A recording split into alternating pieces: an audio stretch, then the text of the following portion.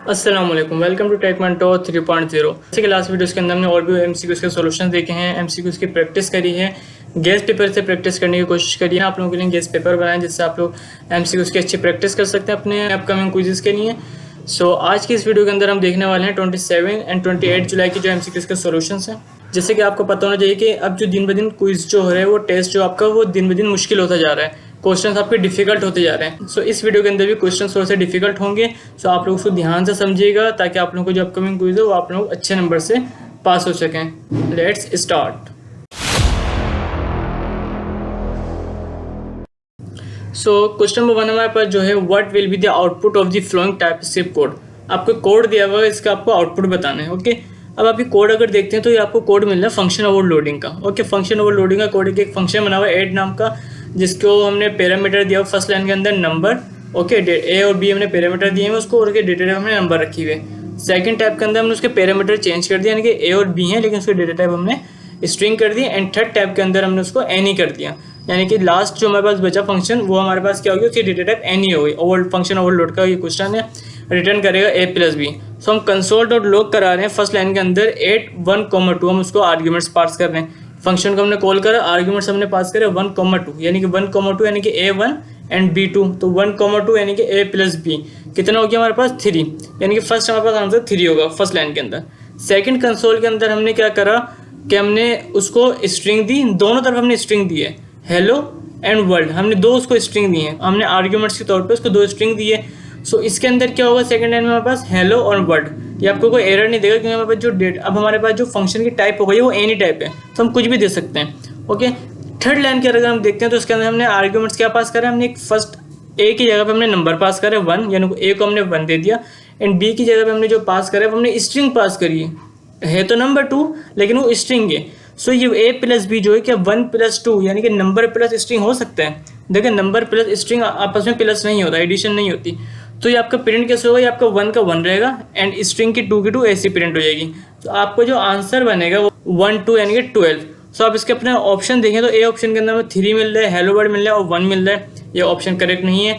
B option के अंदर हमें 3 मिल रहा है एंड हेलो वर्ड भी मिल रहा है एंड 12 भी मिल रहा है, यानी कि आपको जो करेक्ट ऑप्शन है वो आपका करेक्ट ऑप्शन क्या है, B is the correct option. Next question अगर हम देखते हैं तो what will be the output of the following TypeScript code. आपको एक कोड दिया हुआ है इनम का, जिसका आपको आउटपुट बताना है। हमने इसके अंदर इनम बनाया हुआ कलर्स का, रेड ग्रीन ब्लू, और हमने रेड को इंडेक्स नंबर असाइन कर दिया 1। अगर हम असाइन नहीं करते तो रेड का इंडेक्स नंबर क्या होता है 0 होता, लेकिन हमने उसको इक्वल कर दिया 1 के। ये हमने कर दिया, हम कर सकते हैं इसके अंदर बिल्कुल। अब हम क्या कर रहे हैं, हम लेट कर रहे हैं, हमने कलर का वेरिएबल बनाया, उसको हमने डेटा टाइप दी थी कलर्स, यानी कि उसको हमने इनम दे दिया, और कलर्स डॉट हम ग्रीन कर रहे हैं और कंसोल में हम कलर प्रिंट करा रहे हैं। अब कलर्स डॉट ग्रीन कर रहे हैं तो इसके अंदर हम कलर्स डॉट ग्रीन का मतलब हम इंडेक्स नंबर मालूम करना चाह रहे हैं कि हम कंसोल में इंडेक्स नंबर प्रिंट कराना चाह रहे हैं ग्रीन का। तो ग्रीन का इंडेक्स नंबर क्या होगा, अगर तो हम रेड को 1 असाइन नहीं करते तो ग्रीन का इंडेक्स नंबर होता 1, क्योंकि रेड का 0 होता, ग्रीन का 1 होता। बट अब हमने रेड को इंडेक्स नंबर असाइन कर दिया 1, तो अब ग्रीन का इंडेक्स नंबर जो होगा 1 के बाद 2।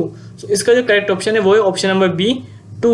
नेक्स्ट क्वेश्चन हमारे पास है, what will be the output of the following TypeScript code. इसके अंदर आपको एक कोड दिया हुआ है, उसका आपको आउटपुट बताना है। अब देख सकते हैं आप थोड़े से क्वेश्चंस, थोड़े से कोड है वो थोड़े से डिफिकल्ट होते जा रहे हैं ना। आप लोगों ने इसको थोड़ा ध्यान से समझना है ताकि आप लोगों के अपकमिंग क्विज जो है ताकि आप उसके अंदर अच्छे नंबर हासिल कर सकें।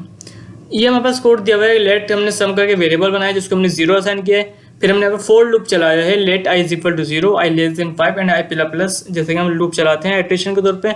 अब हमने कंडीशन क्या लगाई है यहाँ पे इफ करके कि i == यानी कि अगर i बराबर हो जाए 3 के तो कंटिन्यू हो। अगर i हमारे पास 3 हो जाएगा तो हम क्या फिर कंटिन्यू के अंदर क्या होगा, सम प्लस = i। ओके, अब इसका मतलब आप समझिएगा ज़रा। अब ये लूप चलेगा एक दफ़ा, i की वैल्यू 0 थी, एक दफ़ा i में प्लस प्लस हुआ, i की वैल्यू 1 हो गई, i की वैल्यू 3 के बराबर नहीं हुई।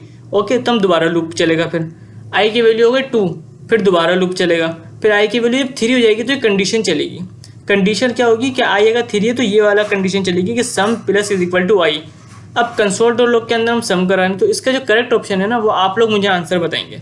मैंने आपको कोड समझा दिए, अब इसका आंसर आप लोगों ने मुझे बताना है कि इसका करेक्ट ऑप्शन क्या होगा, फिर हम कमेंट्स में डिस्कस करेंगे इसका आंसर करेक्ट था। ओके, नेक्स्ट क्वेश्चन जो मेरे पास है वो है, given the following type alias which of the following assignments will cause the TypeScript error. ये बोलने हैं इनमें से जो टाइप एलियस दी हुई हैं इसमें से कौन सी वाली जो स्टेटमेंट है वो एरर देगी। ओके, हम सबसे पहले देखते हैं, हमने टाइप बनाई है, जिस तरह आपको पता है टाइप एलियस बनाते हैं हम, टाइप बनाई हमने पॉइंट करके। हमने पॉइंट की टाइप बनाई, उसको हमने दे दिया एक्स, और वाई हमने उसको पैरामीटर दे दिया, उसकी डेटा टाइप हमने नंबर रख दी। अब सेकंड लाइन के अंदर हम क्या कर रहे हैं, हम लेट पॉइंट वन, हमने पॉइंट वन करके एक वेरिएबल बनाया, उसको हमने डेटा टाइप क्या दे दी, पॉइंट, जो हमने टाइप बनाई है ना, हमने उसको पॉइंट टाइप असाइन कर दी। अच्छा, अब पॉइंट टाइप के अंदर हम यहाँ पे उसको क्या दे रहे हैं, आर्ग्यूमेंट दे रहे हैं, पैरामीटर दे रहे हैं। यहाँ पे हमें एक्स और वाई की वैल्यू देनी थी, तो यहाँ पे हमने उसको एक्स को 1 दे दिया एंड वाई को 2 दे दिया। नेक्स्ट लाइन के अंदर थर्ड लाइन में हमने क्या करा, पॉइंट 2 करके एक वेरिएबल बनाया, उसको भी हमने सेम डेटा टाइप दे दी। लेकिन इसके अंदर हमने क्या करा, हमने इसके अंदर एक्स को भी वैल्यू दी, वाई को भी वैल्यू दी एंड जेड को भी वैल्यू दे दी। जबकि जब हमने टाइप बनाई है पॉइंट की, उसके अंदर हमारे पास सिर्फ 2 ही पैरामीटर्स थे, एक्स एंड वाई।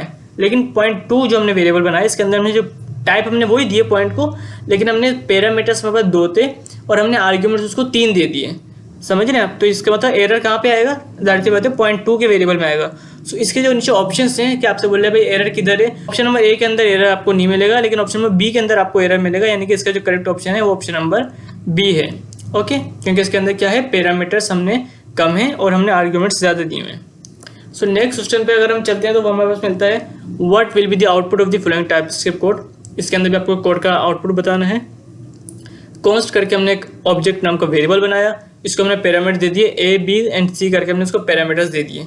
ओके, अच्छा जी, अब हमने क्या करा, कॉन्स्ट के अंदर हमने करा ए कॉमा एंड हमने रेस्ट पैरामीटर का इस्तेमाल करना है पे। सही ना? आपका कॉन्सेप्ट अगर रेस्ट पैरामीटर का क्लियर नहीं है तो आप क्लियर कर लिएगा रेस्ट पैरामीटर्स क्या होते हैं। हमने यहाँ पे रेस्ट पैरामीटर दिया और उसको हमने इज इक्वल टू ऑब्जेक्ट कर लिया। अच्छा, अब हम कंसोल डॉट लॉग के अंदर क्या प्रिंट करा रहे हैं, हम प्रिंट करा रहे हैं ए कॉमा रेस्ट। अब ए के अंदर क्या प्रिंट होगा, ए की वैल्यू क्या थी, 1 थी, यानी ए की जगह तो 1 हो जाएगा। सही है, आपको पता लग गया। अब रेस्ट पैरामीटर का मतलब है कि रेस्ट पैरामीटर के अंदर अब हमारे पास कितने पैरामीटर थे, 3 थे ना, ए बी एंड सी।